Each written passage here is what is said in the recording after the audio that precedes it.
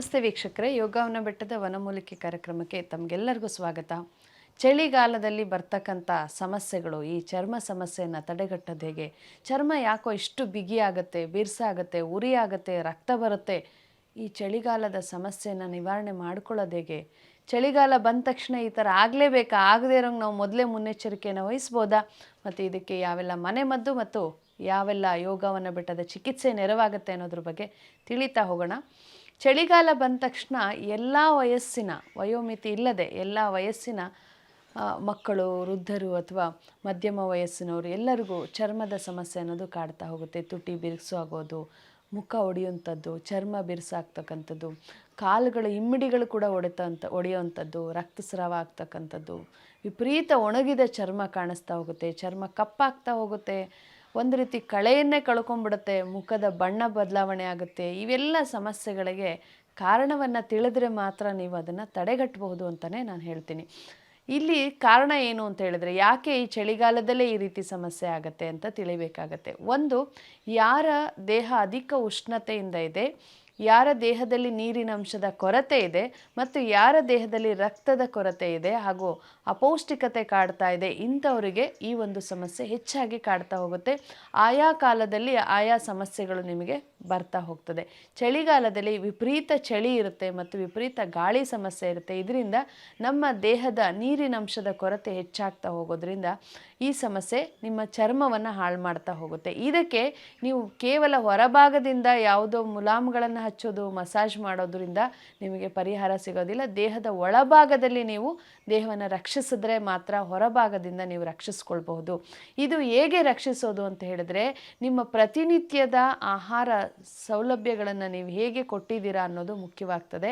ಈಗ ಇಲ್ಲಿವರೆಗೂ ನಾನು ಮಾಡ್ಕೊಳ್ಳಲಿಲ್ಲ, ಮುಂದೆ ಹೇಗೆ ಮಾಡಬಹುದು ಅಥವಾ ಈಗ ಹೇಗೆ ಮಾಡಬಹುದು ಅನ್ನೋದನ್ನು ನೀವು ತಿಳಿದ್ರೆ ಮುಂದಿನ ಚಳಿಗಾಲಕ್ಕಾದರೂ ಈ ಸಮಸ್ಯೆಯಿಂದ ನೀವು ಹೊರಗೆ ಬರ್ಬೋದು. ನಿಮ್ಮ ಪ್ರತಿನಿತ್ಯದ ಆಹಾರಗಳಲ್ಲಿ ಸಾಕಷ್ಟು ನೀರಿನ ಅಂಶವನ್ನು ನೀವು ಕೊಡಬೇಕು. ಅಂದರೆ ಪ್ರತಿನಿತ್ಯ ದಿನಕ್ಕೆ ಕನಿಷ್ಠ 4 ಲೀಟರಷ್ಟು ನೀರನ್ನು ಯಾರು ಸೇವಿಸ್ತೀರೋ ಅವರಿಗೆ ನೀರಿನ ಅಂಶದ ಕೊರತೆ ಉಂಟಾಗೋದಿಲ್ಲ. ಅದರಲ್ಲೂ ಹಣ್ಣಿನ ರಸ, ಮಜ್ಜಿಗೆ, ಎಳನೀರು ಮತ್ತು ಸಾಕಷ್ಟು ಹಾಲಿನ ಪದಾರ್ಥಗಳನ್ನು ನೀವು ಸೇವನೆ ಮಾಡೋದೇ ಆದರೆ ನಿಮ್ಮ ರಕ್ತದ ಶುದ್ಧತೆ ಇರುತ್ತೆ, ದೇಹದಲ್ಲಿ ಸಾಕಷ್ಟು ನೀರಿನ ಅಂಶ ಕೂಡ ಇರುತ್ತೆ ಮತ್ತು ಚರ್ಮ ಒಣಗದೇ ಇರೋ ಹಾಗೆ ನಿಮ್ಮ ದೇಹ ಕಾಪಾಡಿಕೊಳ್ಳಿಕ್ಕೆ ಅದೊಂದು ರೀತಿಯ ಶಕ್ತಿಯನ್ನು ತುಂಬುತ್ತಾ ಹೋಗುತ್ತೆ. ಇನ್ನು ಆಹಾರಗಳಲ್ಲಿ ಆದಷ್ಟು ಈ ಒಣ ಆಹಾರಗಳನ್ನು ತಿನ್ನೋದನ್ನು ನಿಲ್ಲಿಸಿ. ಯಾವೆಲ್ಲ ಅಜೀರ್ಣ ಆಹಾರಗಳನ್ನು ನೀವು ಹೆಚ್ಚೆಚ್ಚು ಸೇವಿಸ್ತೀರ ಅಷ್ಟು ನಿಮ್ಮ ದೇಹ ಒಣಗೋದಕ್ಕೆ ಕಾರಣ ಆಗ್ತದೆ. ಒಣಗಿರೋ ಆಹಾರಗಳಂದರೆ ಹಳೆ ಆಹಾರಗಳನ್ನು ಸೇವಿಸ್ತಕ್ಕಂಥದ್ದು, ಬೇಕರಿ ಆಹಾರಗಳನ್ನು ಸೇವಿಸ್ತಕ್ಕಂಥದ್ದು, ಮಾಂಸಾಹಾರವನ್ನು ಅಧಿಕವಾಗಿ ಸೇವಿಸುವಂಥದ್ದು, ಈ ರೋಟಿ ಪರೋಟ ಅಂತಕ್ಕಂಥ ಈ ರೀತಿಯ ಆಹಾರಗಳನ್ನು ಹೆಚ್ಚೆಚ್ಚು ಸೇವನೆ ಮಾಡೋರಿಗೆ ಈ ನೀರಿನ ಅಂಶದ ಕೊರತೆ ಉಂಟಾಗ್ತದೆ, ಅಧಿಕ ಉಷ್ಣತೆ ಆಗುತ್ತೆ, ಇದರಿಂದ ಚರ್ಮ ಒಣಗಲಿಕ್ಕೆ ಶುರುವಾಗುತ್ತೆ. ಇದು ಚಳಿಗಾಲದಲ್ಲಿ ಹೆಚ್ಚಿಗೆ ತೊಂದರೆಯನ್ನು ಕೊಡುತ್ತೆ. ಇನ್ನು ಕಾಫಿ ಟೀಯನ್ನು ಯಾರ್ಯಾರು ಹೆಚ್ಚೆಚ್ಚು ಕುಡಿತಾ ಇದ್ದೀರೋ ಇವ್ರಿಗೂ ಕೂಡ ನೀರಿನ ಅಂಶದ ಕೊರತೆ ಉಂಟಾಗ್ತದೆ. ಯಾಕೆ ಅಂತ ಹೇಳಿದ್ರೆ, ಕಾಫಿ ಟೀ ಹೆಚ್ಚಾಗಿ ಕುಡಿಯೋರಿಗೆ ಆಹಾರ ಸರಿಯಾಗಿ ಸೇರೋದಿಲ್ಲ, ಆಹಾರ ಜೀರ್ಣಕ್ರಿಯೆ ನಡೆಯೋದಿಲ್ಲ, ಬಾಯಾರಿಕೆ ಕೂಡ ಸರಿಯಾಗಿ ಆಗ್ತಾ ಇರಲ್ಲ. ಇವೆಲ್ಲ ಕಾರಣದಿಂದ ದೇಹಕ್ಕೆ ಬೇಕಾಗಿರುವಂಥ ಪೌಷ್ಟಿಕಾಂಶಗಳ ಕೊರತೆ ಉಂಟಾದಾಗ ನಿಮ್ಮ ಚರ್ಮ ಕಾಂತಿಯನ್ನು ಕಳೆದುಕೊಳ್ಳುತ್ತೆ, ಒಣಗೋ ರೀತಿ ನಿಮಗೆ ಹಿಂಸೆಯನ್ನು ಕೊಡ್ತಾ ಹೋಗುತ್ತೆ. ಇನ್ನು ದುಶ್ಚಟಗಳು ಕೂಡ ಇದಕ್ಕೆ ಕಾರಣವಾಗ್ತದೆ. ಬೀಡಿ ಸಿಗರೇಟ್ ಸೇದೋರ್ಗೂ ಕೂಡ ಚರ್ಮ ಒಣಗೋ ರೀತಿ, ಚರ್ಮ ಕಪ್ಪಾಗೋದು, ಚರ್ಮ ಬಿರುಸಾಗೋದು ಕಾಣಿಸ್ತಾ ಹೋಗುತ್ತೆ. ಇನ್ನು ಧೂಮಪಾನದ ಜೊತೆಗೆ ಮದ್ಯಪಾನ, ತಂಬಾಕು ಕೂಡ ಅದೇ ರೀತಿ ಸಮಸ್ಯೆಯನ್ನು ತಂದುಬಿಡುತ್ತೆ. ಹಾಗಾಗಿ ಇಂಥ ಚಟಗಳಿಂದ ನೀವು ಹೊರಗೆ ಬಂದರೆ ಕೇವಲ ಚರ್ಮ ಮಾತ್ರ ಅಲ್ಲ, ಇಡೀ ದೇಹವನ್ನು ನೀವು ಕಾಪಾಡ್ಕೊಳ್ಬೋದು. ಇನ್ನು ಮುಖ್ಯವಾದ ಸಮಸ್ಯೆ ಅಂತ ಹೇಳಿದ್ರೆ ಅಭ್ಯಂಗವಿಲ್ಲದ ದೇಹ. ಎಣ್ಣೆ ಸ್ನಾನವನ್ನು ಇತ್ತೀಚೆಗೆ ಎಲ್ಲರೂ ಮರ್ತಿದ್ದೀರಾ. ಯಾವುದೋ ಒಂದು ಹಬ್ಬದಲ್ಲಿ ಎಣ್ಣೆ ಸ್ನಾನ ಮಾಡಬೇಕು ಅಂದರೂ ಕೂಡ ಅದನ್ನು ಆಚರಿಸುವಂಥ ಪದ್ಧತಿಯನ್ನು ಮರ್ತಿದ್ದೀವಿ ಅಂತಲೇ ಹೇಳ್ಬೋದು.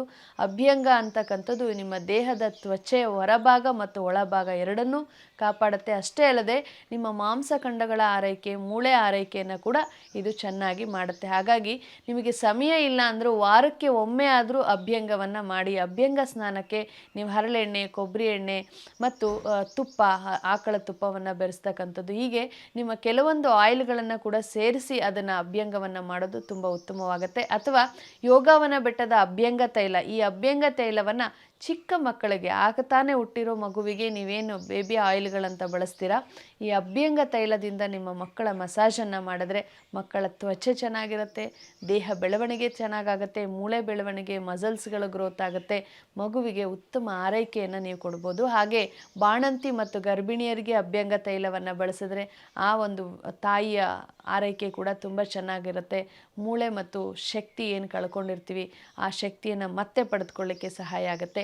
ಇನ್ನು ವಯಸ್ಸಾದಂಥವರಲ್ಲೂ ಕೂಡ ಸಾಕಷ್ಟು ಸಮಸ್ಯೆಗಳಿರುತ್ತೆ. ಅಲ್ಲಿ ಒಂದು ಮೂಳೆ ನೋವಾಗ್ತಾ ಇದೆ, ಕೂತ್ರೆ ಹೇಳೋದು ಕಷ್ಟ ಆಗ್ತಾ ಇದೆ, ಮೈಯೆಲ್ಲ ಬಿರುಸಾಗ್ತಾ ಇದೆ, ಮೈ ಕಡಿತ ಆಗ್ತಾ ಇದೆ, ಈ ರೀತಿ ಸಮಸ್ಯೆ ಇದ್ದರೂ ಕೂಡ ಈ ಅಭ್ಯಂಗ ತೈಲವನ್ನು ಬಳಸೋದ್ರಿಂದ ಎಲ್ಲ ವಯಸ್ಸಿನಲ್ಲೂ ಕೂಡ ನಿಮಗೆ ಉತ್ತಮವಾದ ಫಲಿತಾಂಶವನ್ನು ನೀವು ಪಡೆದುಕೊಳ್ಬಹುದು. ಈ ರೀತಿ ಅಭ್ಯಂಗವಿಲ್ಲದ ದೇಹ ಕೂಡ ಸಮಸ್ಯೆಗೆ ಒಳಗಾಗ್ತಾ ಇದೆ. ಇವೆಲ್ಲವನ್ನು ನೀವು ಸರಿಪಡಿಸ್ಕೊಂಡಿದ್ದೆ ಆದರೆ ಖಂಡಿತವಾಗ್ಲೂ ಈ ಸಮಸ್ಯೆಯಿಂದ ಹೊರಗೆ ಬರ್ಬೋದು. ಇನ್ನು ಕೆಲವೊಂದು ಮನೆಮದ್ದುಗಳು ಅಂತ ಹೇಳೋದಾದರೆ, ಹೆಚ್ಚಿನ ಪ್ರಮಾಣದ ಹಾಲಿನ ಉತ್ಪನ್ನ, ದಿನಕ್ಕೆ ಕನಿಷ್ಠ ಅರ್ಧ ಲೀಟರಷ್ಟು ಹಾಲನ್ನು ನೀವು ಕುಡಿದಿದ್ದೆ ಆದರೆ ತ್ವಚೆ ಚೆನ್ನಾಗಿರುತ್ತೆ. ಪ್ರತಿ ಊಟದಲ್ಲೂ ತುಪ್ಪವನ್ನು ಬಳಸ್ತಾ ಇರಿ.